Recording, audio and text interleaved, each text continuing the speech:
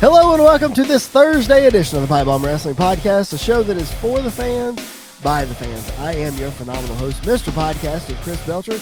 You can follow me at Chris Belcher24 on Facebook, Twitter, and Instagram. The show is at PBWP Podcast on those platforms. Make sure you give us a follow. Make sure you interact with us. We want to talk about what you want to hear about. The best way for us to do that is for you to interact with us on social media. So make sure you give us a follow. Make sure you give us a 5-star review wherever you download your podcast. Subscribe to us. That way that a brand new episode comes to the device of your choice each and every Monday and Thursday. We would appreciate that very much. Also, throw some love to BodySlam.net's YouTube channel. Hit that subscribe button and notifications bell there, as well as SportsWire Radio, sportnarium.com/player, 24/7 sports coverage by Tom Bryce and the crew. Give them some support. Those are our proud partners. We appreciate them very, very much. Once again, my name is Chris Belcher. Thank you for hanging out with us. Joining me, as always, is the young buck, Mr. Andy York, my partner in crime. Andy, Monday when we recorded our show, you were down and out with some allergy issues, and I think you passed them on to me. So should make for a fun show, right?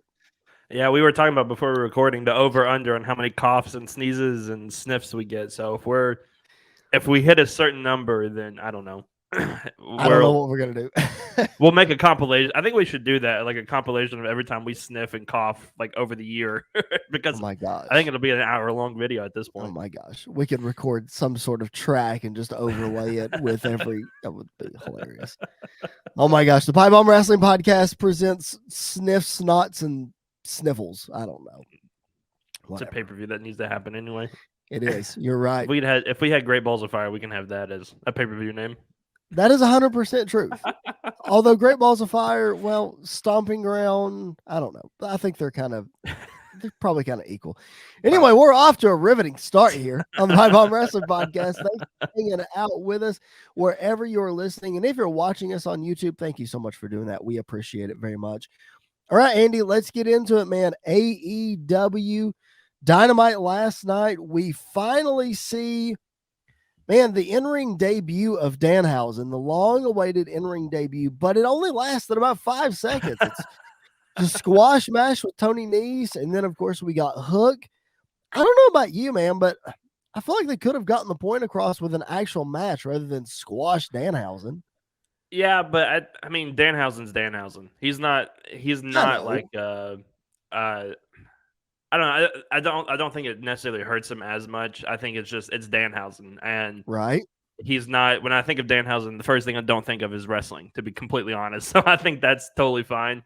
Plus, I mean, it's a good win for Tony Nese, who needs a win at this point in his AEW run. So I think that was fine. But I did not know I needed Danhausen and Hook to be a tag team so bad in my life, but I love it. It is the AEW version of RK Bro, of two people that should not work together, but they're so over and they're so fun. Like, Hook is so good at not showing any emotion ever, and Danhausen is nothing but emotion. And both guys coming together is just, I tweeted out, like, I don't know why I love this so much, but might be my new favorite thing in AEW is Danhausen and Hook. Well, I don't think you're the only one. I think there's a lot of people out there who that's going to be their new favorite thing in AEW. Not going to be mine, but it is what it is. That's fine. Not everything in AEW is for me, but you're right. Tony Nese needed to get a win. What I was a big fan of and not just this segment, but a couple of times throughout the whole show, Smart Mark Sterling is taking over AEW. Like, the dude is on every segment. It's insane. Why not?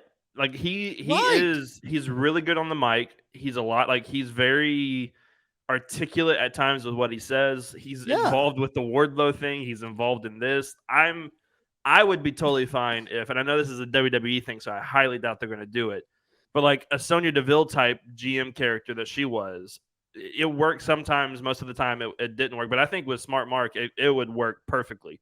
Like, he could be that heel character that could be part of the GM, but like he's just a part of every heel, and I think that's fine. And I think that's a lot of fun, and he's really good at what he does. So the more of him, the better.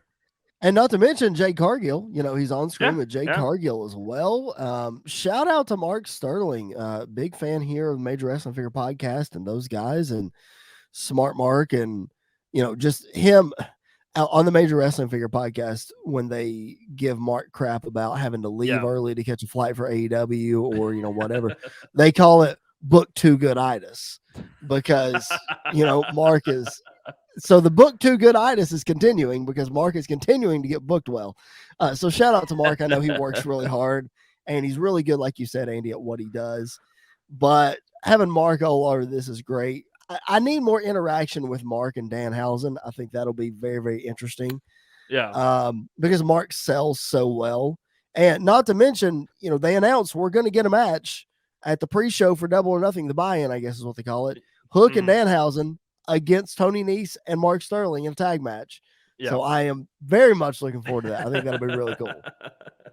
Yeah, I am very much. I'm the same way because I think, like, part of me wishes that there was a universe where I could get an interaction with Danhausen and Paul Heyman because I feel like that would be not necessarily the same equivalent, but that would be very similar. And because Paul Heyman's really good at selling stupid stuff sometimes. Yes. The whole thing with him and R-Truth, they broke Brock Lesnar, and I feel like Danhausen and Paul Heyman together could break a lot of people that normally wouldn't break. That's the money right there is Danhausen and R-Truth. If they were on screen together, I mean, that's it right there. If we had Danhausen, R-Truth, and Ezekiel all together in a room, Kevin Owens. Remember how they used to do the table for three on the network? We'd do that, but with those three, that would just take my money now. I would watch it forever. Oh my goodness, that's amazing. Wow, that's so funny.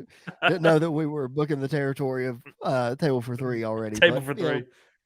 It is what it is. Kicking off AEW this week was the Owen Hart Foundation Tournament quarterfinal match between Dax Harwood and Adam Cole. A spectacular match. Love that Dax Harwood is getting this, I don't want to say singles push, but sort of a singles push. Yeah. He's really getting showcased. I don't know if it's just a phase they're going through or if Cash is actually hurt or something. I don't know, but I've been on record to say this. There's no better way to start off Dynamite than hitting that Adam Cole theme music. Mm-hmm. Business is about to pick up, as JR would say. So great match to start off. I find it interesting though that Dax tapped out to the sharpshooter. I guess it's an homage to Owen since Martha was there and of course Brett, but yeah, I found that very interesting.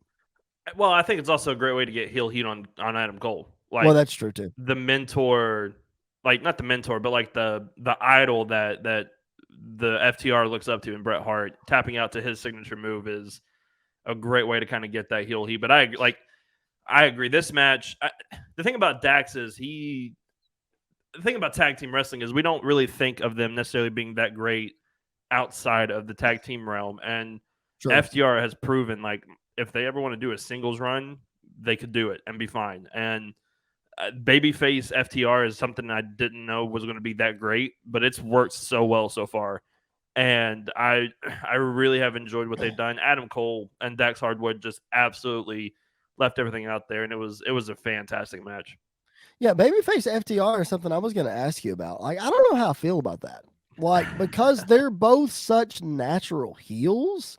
Yeah. That I just don't. I mean, it's good, obviously, because they're incorporating Brett and all that kind of thing. So I get that. I don't know. It's just kind of strange to me.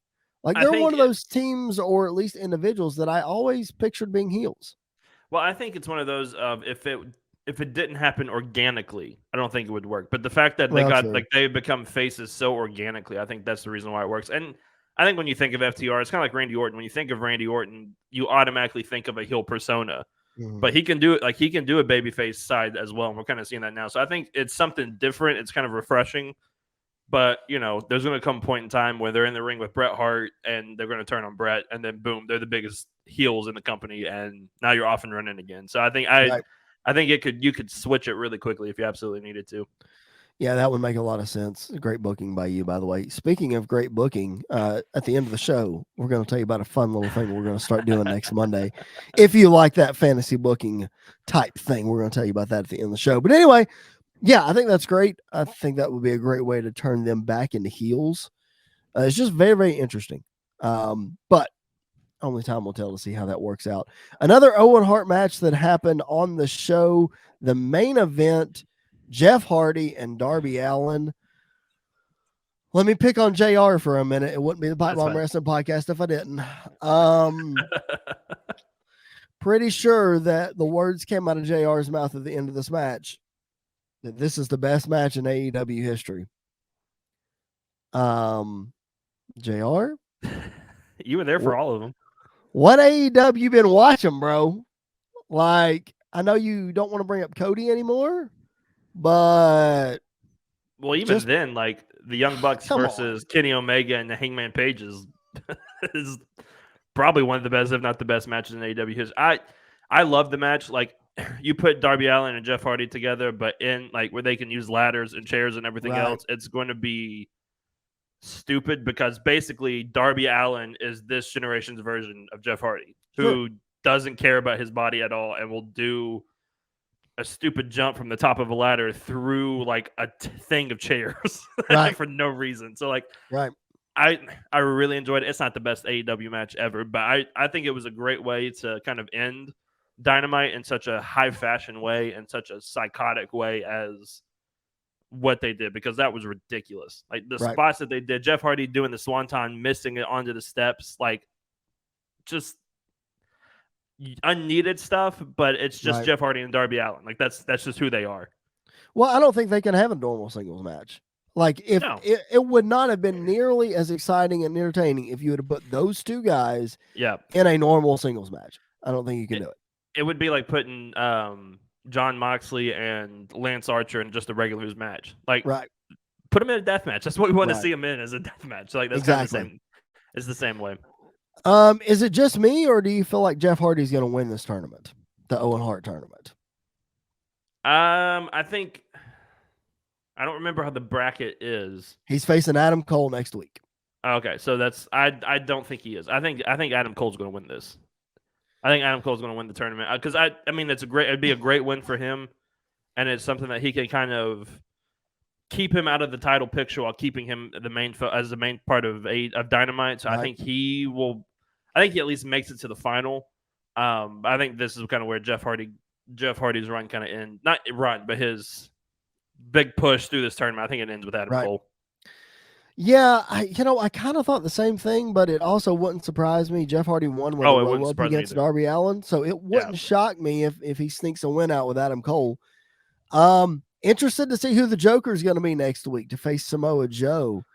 Do you think? Okay, who do you think it is? I don't know any other way to answer on that question. I never know, because part of me is like it could be like Claudio Cesaro, like it could be him. It could be someone like a Minoru Suzuki. Like Minoru Suzuki versus Samoa Joe would be. We kind of already seen it, but you could bring it back, run it back again, or Ishii. Like one of those two guys would be really great. It could be Jay White. Like Jay White could be the Joker in this whole thing as well. So I don't really know. I think it's going to be. I don't think it's going to be anybody from that hasn't been in AEW yet. I think it's going to be somebody that's already been in AEW. Otherwise, I feel like they would have built it up a little bit more or mentioned it a whole lot more, because that's something that they do is when there's going to be a debut, they let you know, hey, it's going to be somebody that you want to see. Right. So I think it's going to be somebody within the company, but still is going to be a pretty cool big deal. Could be. I mean, what if it's Kenny? Could you imagine if it was Kenny? I thought about that too, but I feel like the placement of the Joker, if it was Kenny, would be somebody else other than Joe. Yeah. But it makes, because Kenny would have to win 2 matches to get to Adam Cole if that were to happen. So I think if it was going to be Kenny, Adam Cole would be facing the Joker, and they would just go straight to that. Yeah. And I think, well, kind of going off that, I think Kenny's comeback is going to be on pay-per-view. I don't think it's going to be on TV. I think it's going to be after the main event, whoever's in the main event, Kenny Omega's music's going to hit and he's going to come out. And I think but it'd be a great way to be like, oh yeah, watch Dynamite because here's Kenny Omega and he's back to face Samoa Joe, which is a match that I would be more than happy to see. But I think you're right. I think he's not going to be here. I think he's going to show up somewhere later on, but it wouldn't completely shock me if it was Kenny that showed up. I think there's a good chance it could be like Miro or somebody. Miro coming back. That would be good. Miro That and would be great. Joe. Like, That would come be on. great. Yeah, that I would be miss really Miro. cool. Like I think he's been doing a movie or something. He's been doing something. There's something other than injury that's been holding him out. Yeah. I don't know that they've been too upfront about, but yeah, it'll be interesting to see who it is. I think Jay White's a good pick. Do you It think could be whoever MJF. it could be MJF? You're right. Like there's so many people. But if it's MJF, the finals are going to happen at Double or Nothing, and we know he's tied up with Wardlow at Double or Nothing. Yeah. So I think if he is in it, Wardlow's going to cost him either against Joe true. or against the next week whoever he'd face. Do you think whoever it is big enough to beat Joe, or do you think it's just a joker spot and then Joe ends up winning? Do we see Adam Cole and Samoa Joe in the finals? I don't know. I think it's interesting that they did it with Joe. Yes, because me too. I think it could have been anybody else. If it's Adam Cole and Samoa Joe in that spot, I think it's a toss up of who could win. I think if it's anybody else, I think the Joker automatically wins. So it depends on who it is. If it's a Kenny Omega, Kenny Omega's winning. I think if it's a Jay White, Jay White is winning. But it could be just to bring somebody in for maybe like a Ring of Honor guy, bring a Ring of Honor guy in, and then Samoa Joe still beats him in a good match, and Joe moves on, and that guy kind of stays the same. Jonathan Gresham would be a good pick, or Jay Lethal. Like Jay Lethal could be the Joker person because they've kind of been going through this feud with Samoa Joe anyway. So it could be one of those two as well. So I don't really know. I think it's a toss up really of who's going to win. I think as soon as we know who it is, though, we'll probably know who's going to win and who's not going to win. Yeah, I agree with that. Yeah, I definitely agree. Let's move on to one more thing from AEW before we take ourselves a little break and move on to WWE. Heel CM Punk in Long Island. The Bret Hart, what's the word I'm looking for? The Bret Hart situation, I guess that's not the right word, but that's the one I can come up with right now. Of being a heel in one town and a babyface everywhere else comes to fruition in Long Island. We mentioned MJF a minute ago. Huge babyface reaction. The way he was able to manipulate the crowd with Wardlow was great. And then not even with CM Punk and MJF not actively in a feud together, they're still booing CM Punk. Oh, yeah. Which is hilarious. Like, educate me. Is this a thing where CM Punk was always a heel in Long Island, or is it just the MJF thing? I just think it's an MJF thing. Like I think Jericho kind of got the same response as well a little bit when they were like right after they feuded or when they were feuding, when they went to Long Island, it was MJF or nothing. And I think I love that about this whole situation. And I love the fact that Punk didn't run from it, but he played into it. Because he was like, he's going to be like, I am, if you want me to be the heel here, I will definitely be the heel here, even after the show. Like, I don't know if you saw what happened after the show, but it was I think it was him in the ring, and it was Hook and Danhausen. And Danhausen was threatening to curse him. He got back in the ring, and Hook hit him with like 4 or 5 suplexes and then put him into submission. And Punk laid there 30 minutes after everybody was leaving. He was just laid in the middle of the ring, and like they stretchered him out. So like he played it to the full effect, and I loved it. Like I love that they are able to do this in some areas. It's like when they go to Canada and Kevin Owens is a heel. Like he plays up more of a baby face than normal because they're going to cheer him no matter what. So I love that they were able to do that. It reminds me, I saw somebody posted the other day, and I don't remember what year it was, but a SmackDown match that CM Punk wrestled in a steel cage where he laid in the ring until the last person left. Yep. Didn't move. Yeah. So yeah. I love it. I love when people when they do stuff like that. It's so funny. And I'm so happy. Like, I'm glad that they played up to it, because I think they kind of showed if CM Punk wants to go heel in AEW, there's a chance that it could happen. Mm-hmm. And so I think that would be really cool to kind of see that down the line. I loved also the fact that he hit the buckshot lariat to beat John Silver. Like that was a great moment. And Paige sold that perfectly, jumping off commentary mad. Like, things like that. I love how they're kind of building this feud into Double or Nothing. Right. It definitely, we speculated on here how they would do that, because you got such two such big baby faces, and how they would sort of, if they would turn one, or we kind of thought that it would be easier for Hangman to have a little bit of the attitude, but he has that kind of anyway. And then Yeah. maybe it was a Long Island thing. We'll see how it plays out over the next couple of weeks heading into Double or Nothing with Punk and with Hangman Adam Page. We are, today as you're listening to this episode is May the 12th. So we are just a little over 2 weeks away from Double or Nothing, and we really don't have any other announced matches, if I'm not mistaken, right? We just have Punk and Hangman. And we have Serena Deeb and Thunder Rosa for the Okay. women's title, and MJF and Wardlow. Right. We have those three, and the final. I think the finals of the Owen Hart Tournament is taking place there. Because we haven't had a tag match announced yet. Nope. Or a TNT Championship match, but it looks like more than likely we're still going to run Scorpio Sky and Sammy Guevara. Yep. No, I don't think they've really announced anything else. I think they're just kind of building the women's match and the men's match and the Wardlow MJF match kind of to Double or Nothing. I think we'll get more as we get closer to it, but it's kind of weird that we're 2 weeks out, a little over 2 weeks out, and still only a handful of matches. That's a WWE move right there. That's not necessarily an AEW move. They're typically pretty upfront with who's going to wrestle and all that kind of stuff. I just find it very interesting.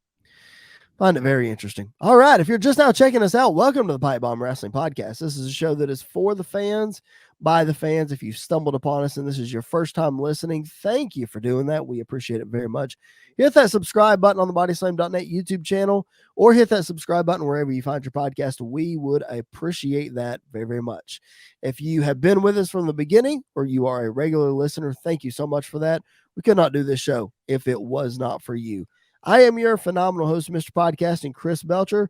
Joining me, as always, is my partner in crime, Mr. Andy York, the Young Buck. And Andy, we talked a lot about WWE this past week. WrestleMania Backlash is in the books. What a great pay-per-view that it was. We talked all about that on Monday. So if you're looking for us to break that card down, check out our archives. This past Monday, we broke all of that down for you, gave you some of our favorite spots and our least favorite spots. But let's talk about some of the big news that really came out over the weekend. We didn't talk about it on Monday's show, but we want to talk about it now. And that's this idea of Roman Reigns and his lighter schedule and the promo that he cut on Saturday night.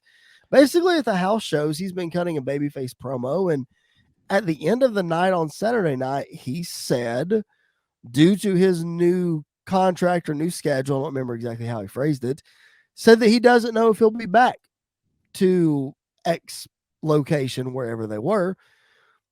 And it got a lot of people wondering about what was going to happen with Roman Reigns. Is he gone? Is he retiring? What's going on? And it turns out that it's come out over the last couple of days that Roman is going to be on a lighter schedule. He's mainly only going to work TVs and pay-per-views, not house shows, which, what's your thoughts on all of this? I know there's a lot of speculation. Nobody really knows because it's Roman Reigns. WWE is going to keep it all close to the vest. Well, Right. What's your initial thoughts on all this? I don't know. It's kind of a weird situation because it depends on what the actual, what's actually going to happen, what the case actually is. Because if he is going to take away from house shows and stuff, I fully understand that. I fully get that. Yep, me too. But if he's going to if he's going to be missing a lot of TV and he's already been taken off of the Hell in a Cell promotional stuff, right. And so if that's the case, then I'm more concerned because they would have had to have done this before WrestleMania, that this was going to happen, that he wanted to do this. Yep. And if that's the case, and you still put both titles on him, and he's not on Hell in a Cell, that's 2 pay-per-views in a row where neither title is being defended. Sure. And that's that starts to be a little concerning. Because I don't think you always have to have a title being defended necessarily, but it definitely adds more to it than takes away from it. And I think that's a little bit of a concern. We kind of talked about it when it happened. There is no way that they're going to do 2 stadium shows within the same month and not have Roman at least at one of them. Correct. More than likely both of them. Correct. So I don't think that's going to be the case. However, his title run is, I think, in more jeopardy now than ever because I think he's going to hold on to at least one of them for sure after SummerSlam. I don't think he's going to hold on to both of them. And it could be a case where, maybe Cody wins Money in the Bank and says, all right, at SummerSlam, I'm fighting you for the WWE Championship. I don't want the Universal. I want the WWE. Or Drew wins it and says, all right, I forget what they're calling the England show or whatever. Yeah. Colossal at the Castle or something like that. Something at the Castle. Yeah. Yeah. Clash at the Castle. That's what it's called. If they're gonna do if they could do that, that's one thing. But I don't know. I just feel like if he's going to be taking time away, you got to take at least one of those titles off of him. Otherwise, we're going to have a Brock Lesnar situation, except not with just the Universal title, but with both titles now being off TV for a while. Like that could cause a lot of problems. Here's the way I see the solution. On one hand, I think you're right. I think the only way to do it, you can't, at this point, I am 100% convinced. Now, I'll preface this by saying I've listened to a lot of Busted Open this week, a lot of Sam Roberts this week, a lot of different podcasts, and it really helped me kind of form my opinion on this. So this is not all 100% my thoughts. This is things that I've taken that I like and whatever. Right.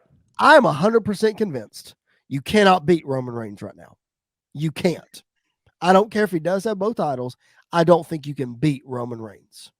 The only solutions that I see are Roman's in a triple threat match and the other person gets pinned and he drops one of the titles.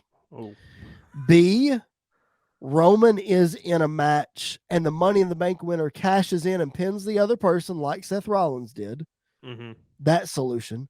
Or C, you better put the Intercontinental and U.S. titles on somebody that is way more formidable than Theory and Ricochet so they can headline those house shows. Yep. Because that world title ain't going anywhere. Those are the three things that I see. And I agree. I think the triple threat one, if that actually happened, I think that would be a very sour end to Roman's run as champ. Like a very sour end. I think you could do a scenario where they kind of did with Seth Rollins. The triple threat would only be for one of the titles, not necessarily both. It would just be for one. Right. Well, that way that he keeps the other one. Go ahead. My thing is you could do a situation where they did a couple years ago where Roman has to fight back-to-back matches. Like once for the Universal title, once for the WWE Championship. Could you imagine at SummerSlam if it was like Roman versus Drew for the Universal title? Roman versus Cody for the WWE Championship, back to back. Sure. Because one, that's a great way if you want to kind of start turning Roman more babyface, because he's been cutting those babyface promos. How is he not going to be a babyface after defending both titles back to back? Sure. And so I think you could do it that way. I'm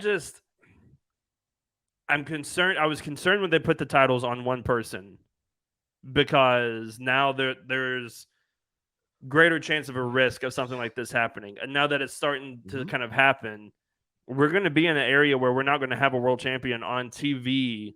I don't think a world champion necessarily has to be on TV weekly, but the schedule that it seems like he's going to have, he's not going to be on TV a whole lot. And that's going to start to be a little concerning. And we're going to start running into the Brock Lesnar territory of Paul Heyman just cutting the same promo week after week after week. When, we kind of want to see our world champion on TV. Like we want to see him every once in a while. And so I think that's the risk that we're going to start running into. I think what a lot of people don't realize, and I'll kind of lump you into this only because you're the young buck, but in the mid 90s, when television was a premium and we did not have as many pay-per-views, right? So you could spread things out a lot more. So I get that it's a little bit different. The champ wasn't always on TV. And the champ wasn't on when In Your Houses started. Champ wasn't on every In Your House. Yeah. WCW, when Hogan was champ, Hogan wasn't on every pay-per-view, So it's kind of a look back into that. Yeah. Not necessarily the fact that we don't want Roman to be on those shows, because clearly the shows do better when Roman is there. But we want to preserve Roman physically, mentally, emotionally, and make him a special attraction. But at the same time, I don't know. I don't know what the solution is. Here's an interesting twist, and I wasn't going to bring this up, but I feel like our conversation is headed toward that way because we're speculating what could happen with the titles.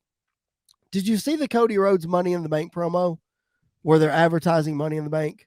If you win the belt, if you win the Money in the Bank briefcase, you get to headline WrestleMania or something like that. So it seems like they might be changing the stipulations for Money in the Bank. So I think that has something to do with it because then we're talking about cashing in Cody, Drew, fill in the blank. Right. That takes that totally away if the Money in the Bank winner gets his choice or her choice for Mania, and then the Rumble winner gets the other one, or how all that works. I don't know. That's so I get I saw that and I thought that was the weirdest thing because especially now since one person is holding both titles, like I don't know how that's all going to happen. If that is the case, then my dark horse to be a surprise entrant and win the Money in the Bank briefcase is The Rock, because that'd be one way that you could do it is have him win that and then be like, all right, Roman, I'll see you at WrestleMania. Like that, like you could do that potentially.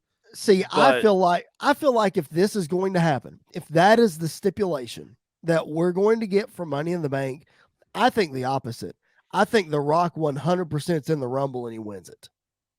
If this Money in the Bank situation happens, Rock's in the Rumble, Rock's going to win 1,000% because like they would know this far out, most likely if they've got Rock. Right. So they could book it that way so that The Rock is in for Rumble and that kind of thing. So it's just one of those things of when is Roman going to lose the other title and how are they going to because I think it's very interesting that they haven't merged the two titles together yet and made just a new title. Like that to me is very interesting. That's very telling because I think when they did the World Heavyweight, they did it very quickly. Like they kind of brought in a new title pretty quickly. So I think that is very telling in a lot of ways. Honestly, I still don't think they know what they're going to do. I still don't know if they want to say that they're completely unified or if they're just one guy holding both belts or whatever. Right. But I don't know. It's very weird right now. It is of what's going to happen, and I don't fully don't know what's going to happen. I'm intrigued by it, but there's also a really high risk that something's going to go wrong, or that it's not going to work, or that we're going to start to get burned out on Roman as double champ. Like that is going to be kind of the area that we're going to start running into. Well, I think you're already running into that area because Roman is over 600 days as champion. I think they're going to push him to over 1,000. I don't think there's any way he loses before WrestleMania. So we're already in burnout territory. And if we get to WrestleMania and it is Rock and Roman, guess what? He's winning there too. Yeah. There's no way Rock's going to beat him. So like we're headed into that territory. But having said that, I think I'm still of the belief, even with all this speculation of a lighter schedule and Money in the Bank and yada, yada, yada, still of the belief that I like the one champion, and that being Roman Reigns. And the reason is because Roman Reigns is as good as he is right now. He is the top dog. He is the guy. There's nobody even close in the world of professional wrestling, not just WWE. And I will go on record and say that. If you're taking the world champion from AEW, Hangman Adam Page, Roman Reigns, come on, So my point is, if one of those titles comes off of Roman, to me, it doesn't mean as much for whoever gets that title because Roman's still there. Right. Especially if it's a situation where Roman doesn't get pinned for the title. Yeah, and I think that's the case. The only exception is honestly, I think Cody. Like I think Cody is the only exception where I think he could beat Roman for that WWE championship, and Roman's not going to be affected by it. Obviously, it's going to push Cody even more to where I think they want him to be at some point. So honestly, I could see that happening at SummerSlam. Like I could see Cody winning the championship, the WWE championship at SummerSlam, and then maybe they don't go back to a rematch between Roman and Cody because Roman's got the Universal title now, or he holds on to the Universal title. So I think that could really be the case. Honestly, though, I wouldn't be shocked either, though, if they took it all the way to that England show and Drew beat Roman for one of them because they're going to do something big at that show for Drew. Like I fully believe they're going to crown him with something at that show. From what I've read and heard, it's going to be him and Tyson Fury, 1-on-1. And so you could do Drew Roman at SummerSlam. Drew wins the title, and then at that show, do Drew versus Tyson Fury for the title. Like if you really wanted to. So I think there's a chance that at SummerSlam Roman loses one of those titles. Sure. To somebody, and then we're heading off to WrestleMania versus The Rock, and then now you have the other champion on Raw, kind of headlining things on that end as well. I think it's a situation where Roman could defend, if he does have both belts all the way through Mania, that he defends one each night of Mania, where he does wrestle twice, but he wrestles one on night 1 and one on night 2. I agree, except if it's The Rock. Like if they're doing Roman versus The Rock, I think they're going to want to keep Roman and The Rock separate. Yeah, that's 100% like by itself. But if it's not, then I could totally see one night being Roman versus Cody, night 2 Roman versus Seth, or something like that. Like or Randy, I think or Randy. Honestly, like I could see Seth Rollins winning Money in the Bank again this year, and then after Roman wins, Seth cashes in again, and is like, I've done it twice now at WrestleMania. Like I could see something like that happening as well if we get to that point. A lot of speculation, a lot of fun stuff. I think we're headed in some way, shape, or form. I think either at Money in the Bank or SummerSlam. Maybe at Money in the Bank we get Roman and Drew, and then at SummerSlam I think we get Roman and Randy for the title. I think we save Cody for WrestleMania. I think you build Cody all year long, and then he finally, because I think Cody's the clear-cut winner of Money in the Bank, especially if it's you get your shot at WrestleMania. Yeah. Like I think Cody is that guy. Yeah. I think if it is the WrestleMania stipulation, especially since he is the one doing the promo stuff for Money in the Bank, like I think that is dead set. I think if it is, even if it's like a normal cash-in situation, I think then they're not going to wait till WrestleMania. I think they're going to do it at SummerSlam because I feel like Cody would be the kind of guy to be like, all right, I've got Money in the Bank now. Roman, I'm facing you at SummerSlam. Like I'm facing you at SummerSlam for the title. So I could see either way happening for both those guys, as like for Cody specifically as well. I think that could be the case. It'll be interesting to see how all the roads twist and turn and wind and what detours we get and what creative that happens or doesn't happen, or when Roman shows up and when he doesn't. It'll be interesting. We're at an interesting time in WWE, but like we said, man, we're on the verge of Hell in a Cell, which is always one of the more exciting pay-per-views in WWE every year. And then we've got 4 straight stadium shows. I can't even spit it out. 4 straight stadium shows in 3 months. So, and then we go Survivor Series. Yeah.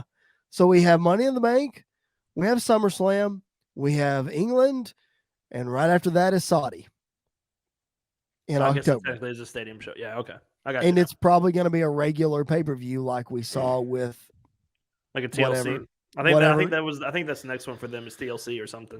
Whatever the one was back in February, I don't remember. Elimination Chamber, that's what it was. Yeah. Yes. So TLC, something like that. So yeah, Saudi is right around the corner too.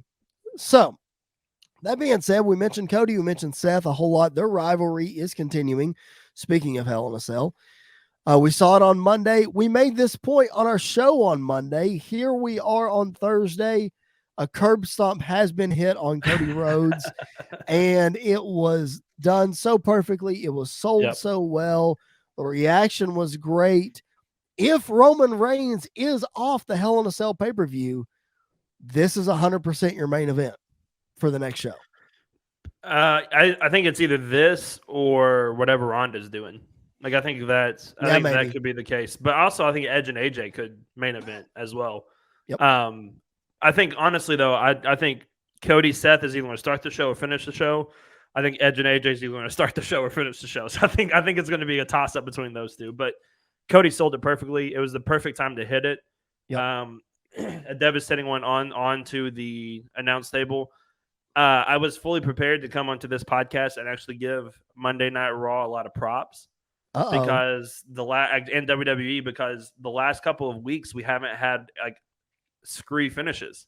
Mm-hmm. and then we had 3 on Monday Night Raw, and I was like, oh well, nope, they're they all go at the same time. So Well, listen, don't put yourself in a corner where you have to have a screw right. finish. It's I like know.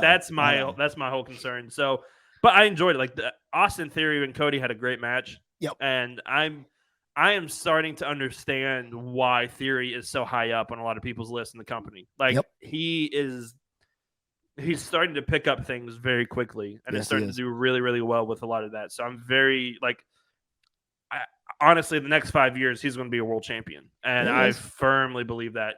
And Yep. so I the match itself was great. I just wish it didn't have to be like a screwy finish. I think you could have done this just a regular match. Cody could have won, or you could have found somebody else for Cody to face other than Theory. Listen, when you texted me that the match was happening on Raw, did I not immediately respond and tell you it was going to be a DQ finish? There's no way around that. No, there's no way. So, like, at least you knew it ahead of time. But yes, I agree to some extent that maybe you could have found somebody else for Theory to face, but it makes it interesting because it raises the eyebrows. Like, wait a minute, is Cody really going to win the U.S. title? You know, so it does make you think. But you mentioned Edge and AJ. Let's pivot there for a second. Edge cut his hair again. I'm not happy. I hate Edge's short hair. Really do. They're trying their best to not make him look his age, but it's not working. But Edge and Priest and Rhea Ripley cut a promo, and then we get Rhea and Liv in a match. Then we get Priest and Balor in a match with AJ getting involved and all that kind of thing.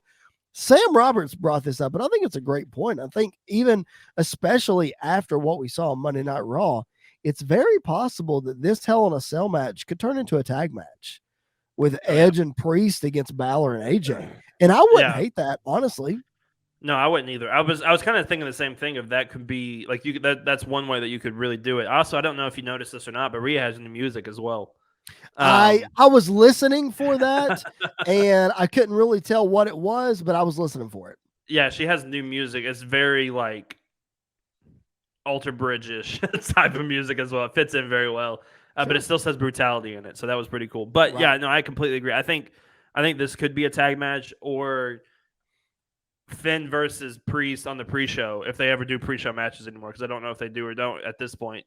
And then Edge and AJ in Side Hell in the Cell. But if you want to do a tag match, that'd be great. And then honestly, if that happens at the end of the match, I'm not shocked if Finn turns. Like that would not completely shock me at all if that happened as well.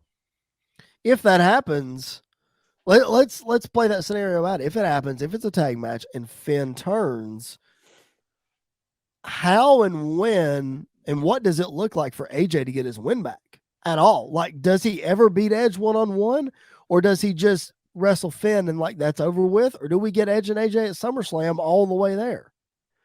I think we're probably going to, if that did happen, I think we would get Finn and AJ at Money in the Bank. Mm-hmm. Maybe they may just do it on Raw, which if they just did it on Raw, that would be depressing. Ridiculous. But I think you could go that way and then do Edge and AJ. Honestly, though, I think Edge could. I think if Finn was going to turn, the realistic solution would be to have AJ beat Edge at Hell in a Cell, 1-on-1 inside Hell in a Cell. Have him beat him after the match when the cell is being lifted. Have Rhea and have Priest attack AJ. Finn runs down to make the save, and then do exactly what they did on NXT. Have him Pele kick AJ, and then boom. With that, now we're kind of off to the races there as well. Honestly, I wouldn't be shocked though if in a couple weeks on Raw we got Judgment Day versus AJ, Finn, and Liv, and then kind of going forward we could kind of see that happening as well. But I think Finn is going to turn maybe at SummerSlam, but I think he's going to turn at least between Hell in a Cell and Money in the Bank. I think we're going to see that turn. I agree with that. I definitely think so too. I think the writing's on the wall for that, and it makes sense. I'm not going to be mad at it. We finally get we finally get AJ and Finn on the same page, and then Finn turns. So I wouldn't be mad at that. The selfish side of me is like, please wait till SummerSlam to do AJ and Finn because that would be a fantastic thing to see.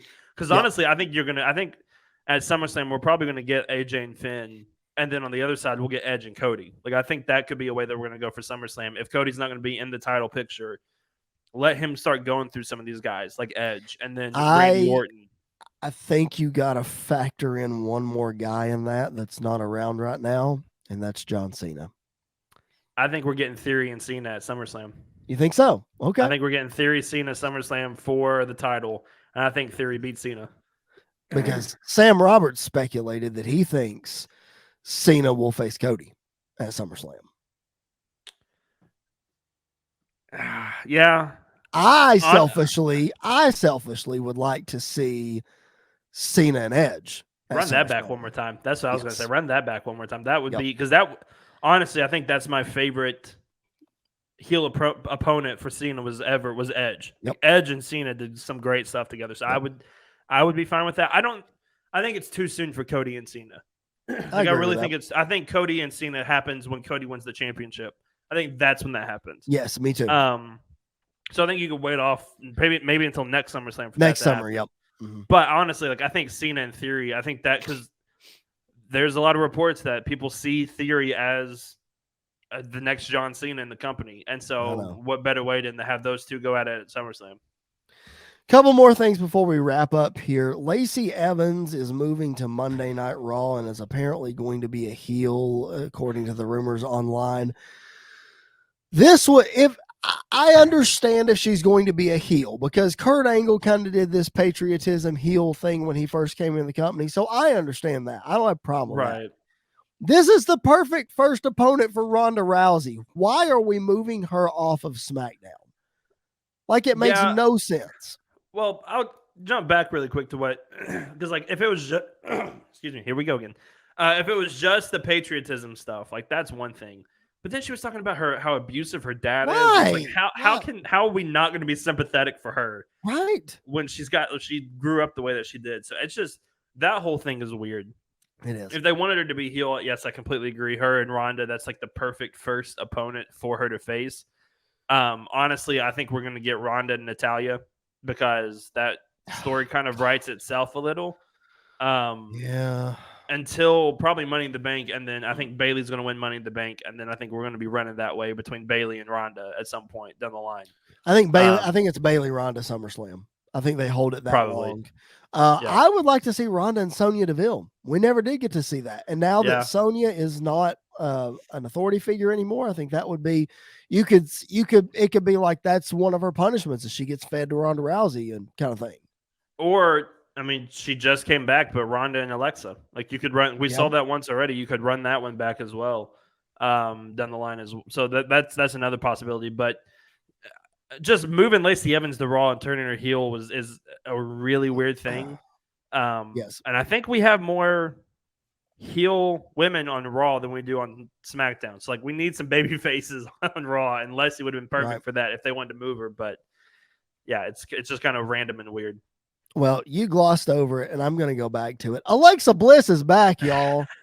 And she is back with her goddess theme music. Hallelujah. Was it the original? Because it sounded like it was the two mixed together. Nope. It was the full original goddess theme music.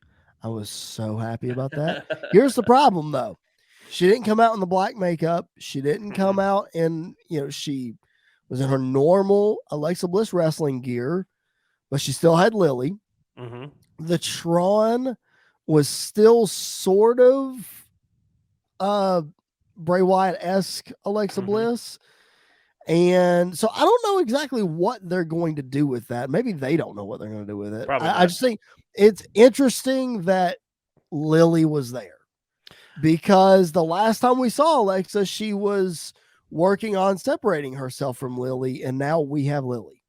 Honestly, I think it's going to be like a Finn Balor demon situation of she can call that persona out if she needs to at any point in time. So I think that could probably be the same thing as doing that kind of together, having two separate personalities. Right. It's just good to see her back though. Like, yes, it is. I don't understand how they haven't had her back since she got married and everything. Like, well, I don't know. You saw her at Disney. Why didn't you ask her? I did see it. Well, because I didn't want to be that person at Disney. But I don't understand. She's one of those like I don't understand how you could just kind of not have anything for her. Because like Right. the thing was for a while with Oscar, like we don't have anything for her. Yep. She's the kind of person that you find something for. That's it's super simple with that. So I don't know. But it's good to see her back, and I think hopefully she's going to be around for a while. Hopefully. To kind of run through some of these programs that we want to see her in. Hopefully so. One more thing that I want to hit from WWE before we put a bow on this episode and hand out our high spots and turd sandwiches. I know that there's probably mixed emotions throughout the WWE universe and fans in general about this whole Kevin Owens Ezekiel storyline. Some people think it's hokey. Some people think it's dumb. Some people think it's the greatest thing in the world.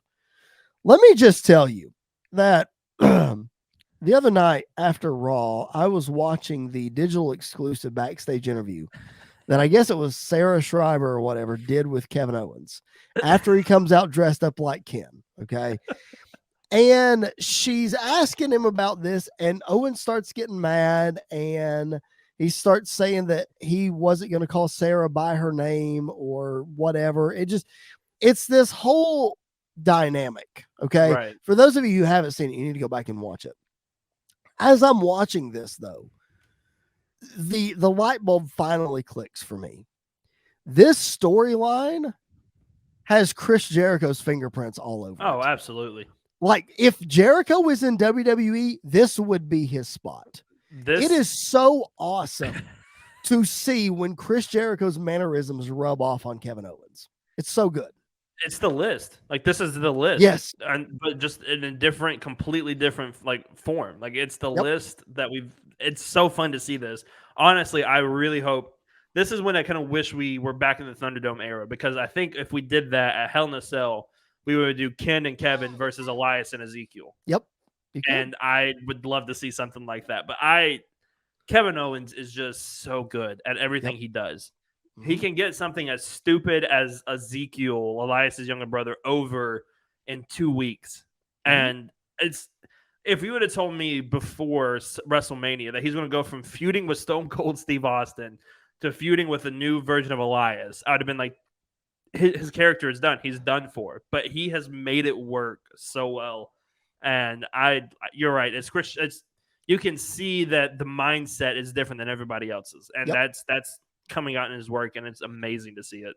And we have Chris Jericho to thank for that, because like, just go back and watch, like you said, some of those list promos and interviews and stuff. The one immediately that comes to mind is when Tom Phillips is interviewing Jericho backstage, and he calls him Mike. Well, then Mike Rome shows up and he calls him Tom, and they keep going back and forth and back and forth.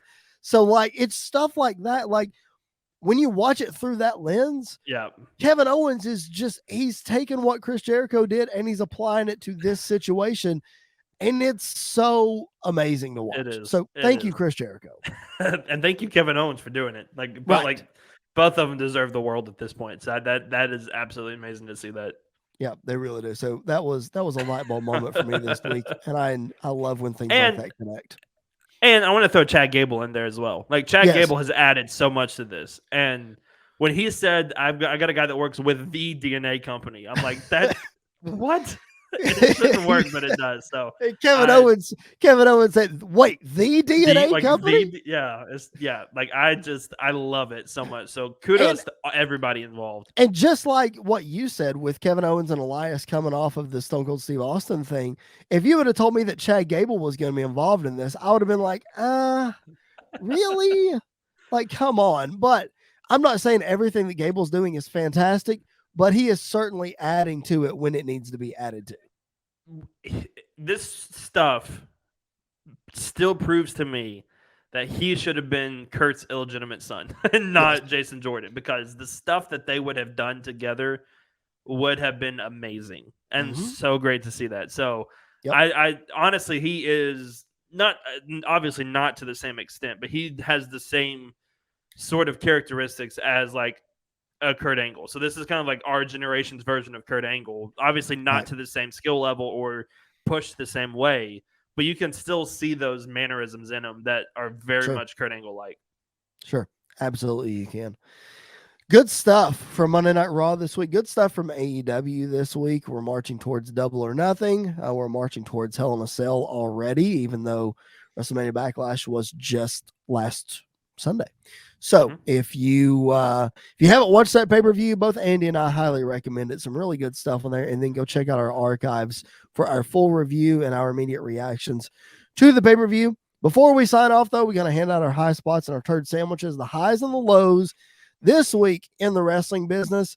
And Andy, my low from this week, my turd sandwich is going to come from WrestleMania Backlash, even though it was a great pay-per-view. I'm copping out, and I'm saying Bobby Lashley and Omos. I have to. There was nothing that happened in the last 72 to 96 hours in the world of wrestling that could possibly be worse than what we watched on Sunday between these two guys. Just awful. Yeah, it Awful. was not pretty. It was not good. Even Sam Roberts, who is like the ultimate WWE shill, was putting that match down on his podcast this week. So, like, when Sam's putting it down, that it ain't good. No, it's not good at all. It's not good at all. It was not good. What you got? What's your turd sandwich of the week? Honestly, the DQ finishes. Like I can handle one in a night because especially like if it was just Cody and Seth, that DQ finish, I fully understand that. I get why you're doing that. And somewhat to the same extent of when Edge interfered and I got DQ'd for Finn. By the way, that might be one of the best spears Edge has ever hit on Finn. That thing looked actually it looked really nice. So I was thoroughly impressed. The one that really ticked me off was Asuka and Bianca. Like that Becky, there should not have been a disqualification in that match at all. So that is my kind of gripe, is booking themselves into a corner and being like, well, we'll just disqualify him and it's fine. Right. It's like, no, Asuka's first match back should not end in disqualification. Like that should not be how this goes. We didn't talk about it, but I think we may be headed to a triple threat match at Hell in a Cell. Asuka, Becky, and Bianca. Would that not be fun? I think that would be fun. Honestly, though, I think we're gonna. I really think we're going Asuka, Becky at SummerSlam, and I think we're doing Rhea, Bianca at SummerSlam as well. I think we're heading that direction for them. But if we do get an Asuka, Bianca, and Becky triple threat at SummerSlam, I am not complaining at all, because that would be great. And I love the we're going off on a rabbit trail a little bit at the end, but I love the Asuka promo to Becky. Yeah, when she was like, "You left when I left, you were, or when you left, you were mommy. Now you the baby." I was like, "This is so stupid," but it's so funny. I love it. It was great. It was so funny, and Becky's reaction made it that much better. So yes, that was great. My high spot of the week, man, has to be the return of Alexa Bliss. It is much needed for the company. We've been talking about how the women have been kind of, what's next for the Charlottes and for the Rondas of the world, and what's Becky going to do without the title, and where's Bayley, and we got Sasha and Naomi tied up in the tag division. Alexa is very much needed, whether she's on Raw or SmackDown. So I think she injects huge life into this women's division as long as she's used correctly and used in big time feuds. So this is a home run for me. It's definitely my high spot. What about you? My high spot is actually going to be something we didn't talk about with AEW, but it's been one of my favorite things in AEW, and that's the Blackpool Combat Club.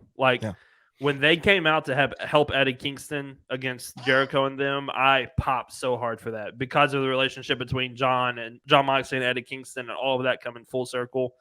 I really, really love that. And how can you not love it when you've got John Moxley, Bryan Danielson, and William Regal together doing this kind of stuff? It's absolutely fun. So they're like my favorite thing in AEW right now is that. So I loved when they did that this week.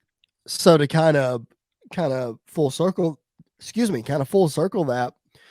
So you think at Double or Nothing, we leave out Wheeler Yuta and it's Kingston, Santana, Ortiz, Danielson, and Mox against the Jericho Appreciation Society? Probably. Yeah, I would say so.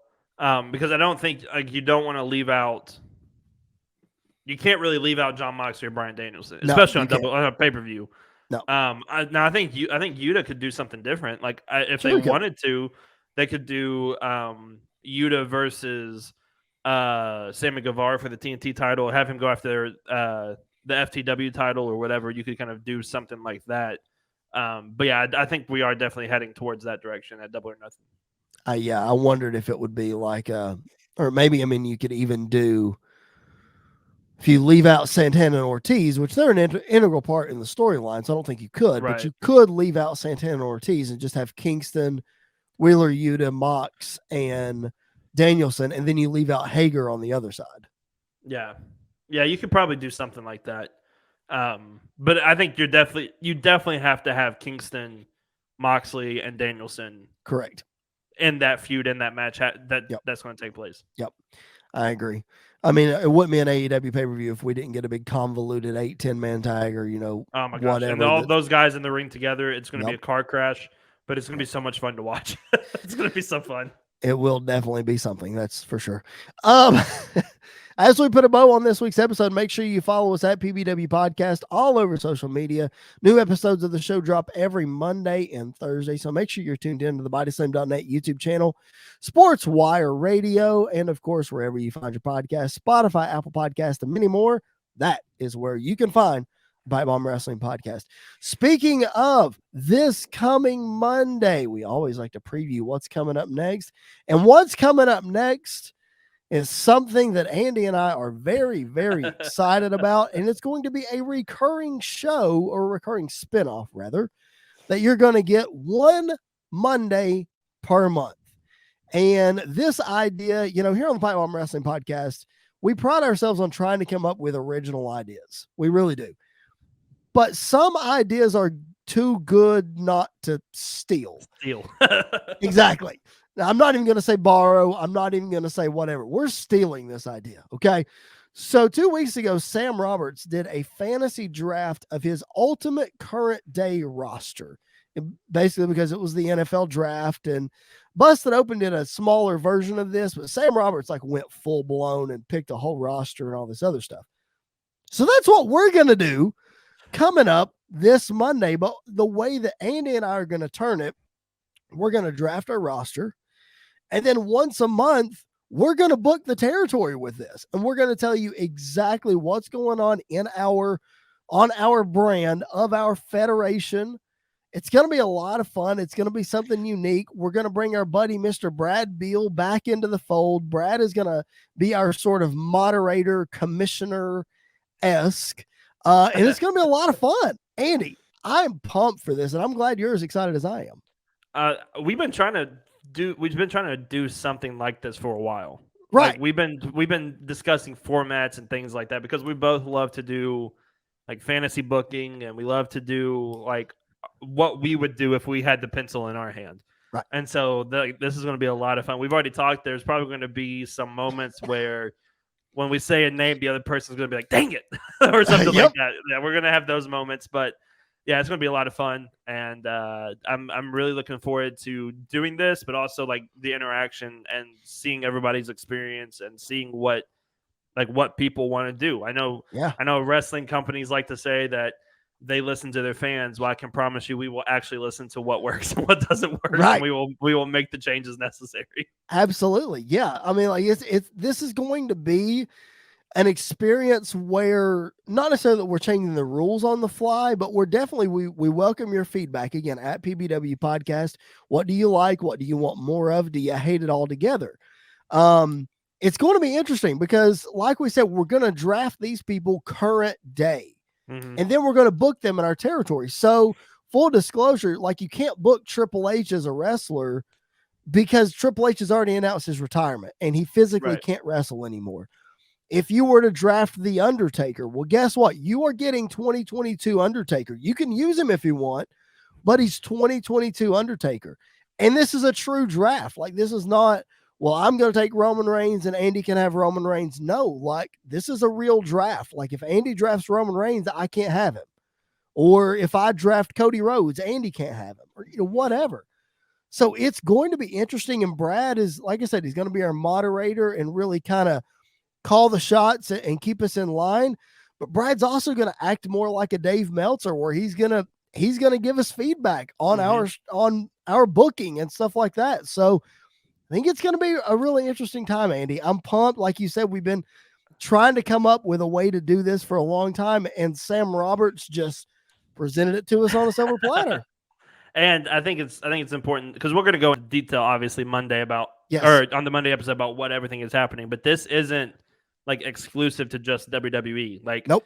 the forbidden door in our universe doesn't even exist because we're all together now. So we're talking AEW, WWE, New Japan, Ring of Honor, Impact Wrestling, CCW, GCW, like all of them are open and fair game to be drafted on our roster. And You are not allowed to draft TSF. They are mine.